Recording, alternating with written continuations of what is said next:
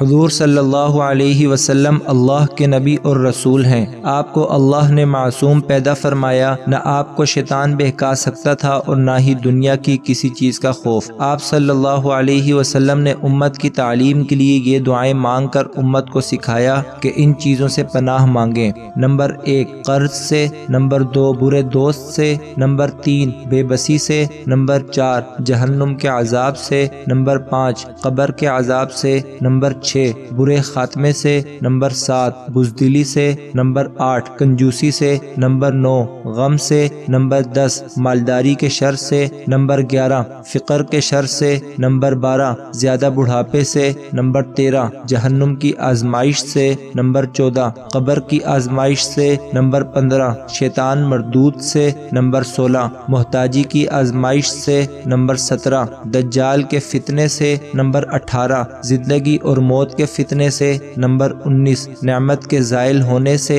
number 20 اللہ کی ناراضگی کے تمام کاموں سے، نمبر 21 عافیت کے پلٹ جانے سے، نمبر 22 ظلم کرنے اور ظلم ہونے پر، نمبر 23 ذلت سے، نمبر 24 اس علم سے جو فائدہ نہ دے، نمبر 25 اس دعا سے جو سنی نہ جائے، نمبر 26 اس دل سے جو ڈرے نہیں، نمبر 27 اس نفس سے جو سیر نہ ہو، نمبر 28 برے اخلاق سے، نمبر 29 برے اعمال سے، نمبر 30 بری خواہشات سے، نمبر 31 بری بیماریوں سے، نمبر 32 آزمائش کی مشقت سے، نمبر 33 سماعت کے شر سے، نمبر 34 بصارت کے شر سے، نمبر 35 زبان کے شر سے، نمبر 36 دل کے شر سے، نمبر 37 بری خواہش کے شر سے، نمبر 38 بدبختی لاحق ہونے سے، نمبر 39 دشمن کی خوشی سے، نمبر 40 اونچی جگہ سے گزرنے سے، نمبر 41 کسی چیز کے نیچے آنے سے،